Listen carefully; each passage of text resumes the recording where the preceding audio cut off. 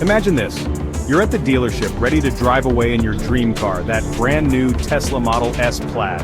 But then, just when you think you're about to sign, the salesperson gives you that look. Sorry, your credit score doesn't qualify. Heartbreaking, right? Your credit score is like a golden ticket to so many financial opportunities, loans, apartments, even certain jobs. A bad score could cost you thousands in higher interest rates. But here's the good news. You're just 6 months away from turning things around. In this video, I'll reveal 5 proven steps to boost your credit score, no matter where you're starting from.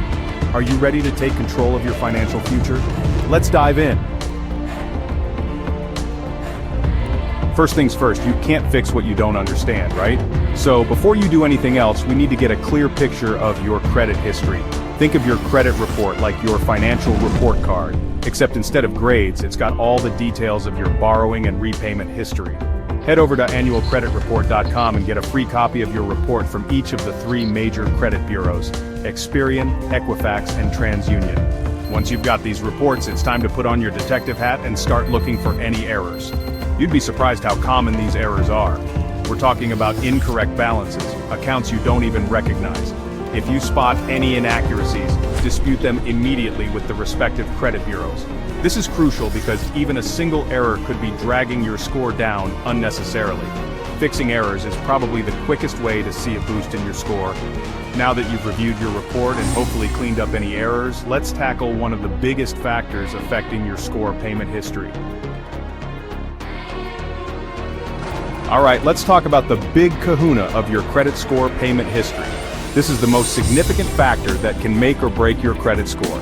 This single factor accounts for a whopping 35% of your score, so it's not something you can afford to ignore. It's like the backbone of your credit profile. Think of it like this. Every time you make a payment on time, you're basically depositing good credit into your financial savings account. It's a positive mark that builds up over time. Even one late payment can stay on your report for 7 whole years and drag your score down for months. It's like a stain that takes a long time to fade. So, how do you become a payment superhero? It's all about building good habits and setting yourself up for success. Consistency is key here. First and foremost, automate everything. Set up auto pay for all your credit card bills, utility bills, anything and everything you can. This way you never miss a due date. But what about those pesky irregular payments that can't be automated? Set up calendar reminders for all due dates. Use apps or even old school sticky notes if that works for you. Make it impossible to forget. Surround yourself with reminders so that missing a payment becomes a thing of the past.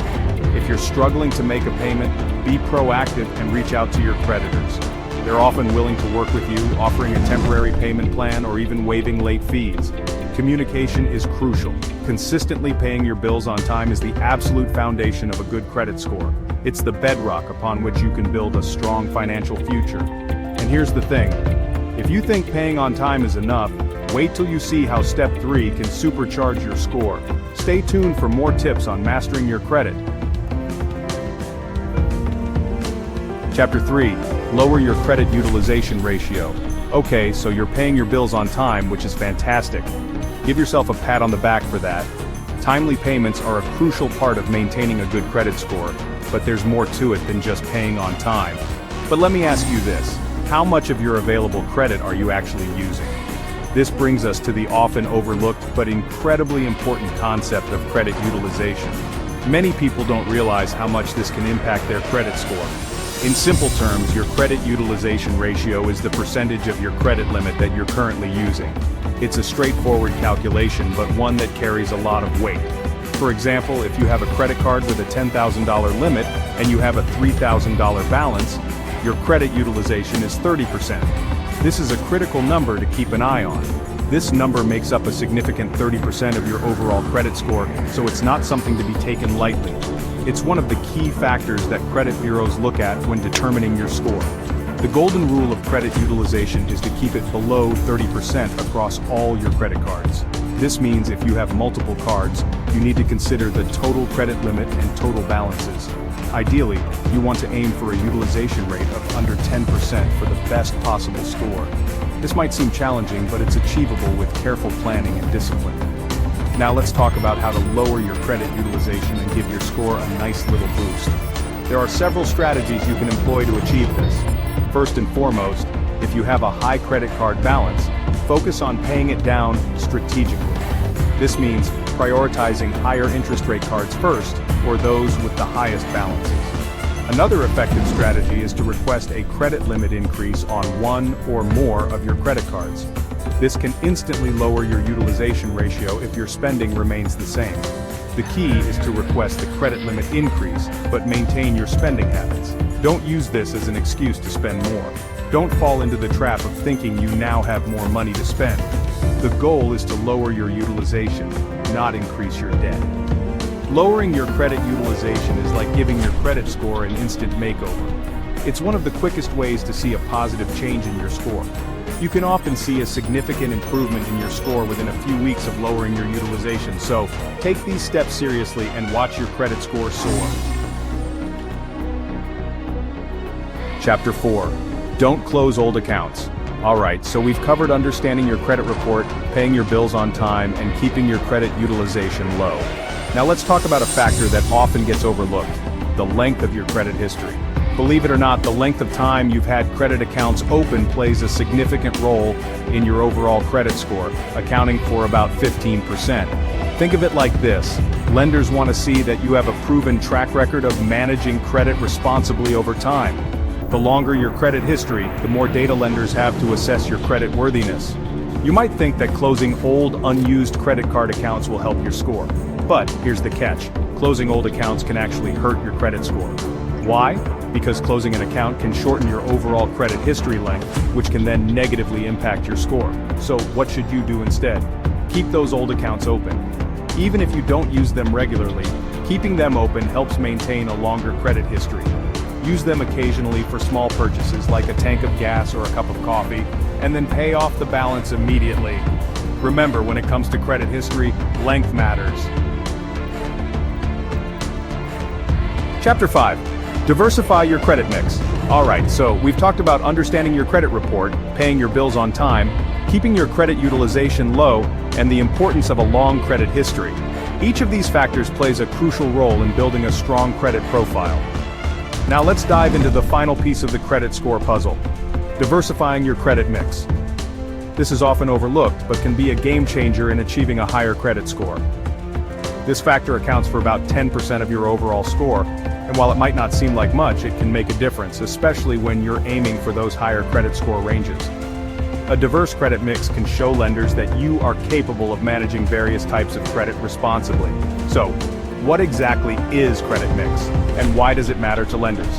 Understanding this can help you make more informed decisions about your credit. Your credit mix refers to the different types of credit accounts you have open and actively managed. This includes both revolving credit and installment credit.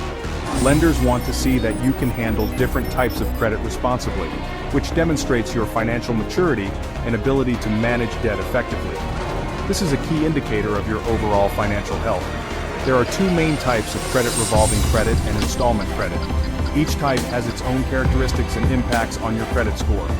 Revolving credit allows you to borrow money up to a certain limit and make minimum payments on the balance. This type of credit is flexible and can be used as needed. Credit cards are the most common example. They offer convenience and can help build your credit if used wisely. Installment credit involves borrowing a fixed amount of money and repaying it over a set period with fixed monthly payments. This type of credit is predictable and helps in planning your finances. Examples include auto loans, mortgages, student loans, and personal loans. Each of these has a specific purpose and repayment structure. Having a well-rounded credit mix shows lenders that you're a responsible borrower who can handle different types of financial obligations. This can be particularly beneficial when applying for new credit. It demonstrates your financial maturity and can give your score a significant boost over time. A diverse credit mix is a sign of a well-managed financial life. Remember, building a solid credit score is a marathon, not a sprint. It requires consistent effort and smart financial decisions over time. In just 6 months, these 5 steps can transform your credit score and unlock opportunities you never thought possible. Imagine qualifying for those lower interest rates, getting approved for that dream apartment, or even having more job opportunities available to you. But remember, this is a marathon, not a sprint. Small, consistent actions lead to big results. So, what are those 5 steps again? Let's do a quick recap. First, understand your credit report like it's your own personal financial statement. Know what's on there and don't be afraid to dispute any errors. Second, be a payment superhero and pay everything on time every time. Third, lower your credit utilization ratio. Fourth, don't close those old accounts. Keep them open, use them occasionally for small purchases, and pay them off right away. And finally, diversify your credit mix by exploring different types of credit, like a small personal loan or a secured loan, if it makes sense for your financial situation. Don't forget to like, subscribe, and hit the bell icon for more tips on building your best financial life. See you in the next video.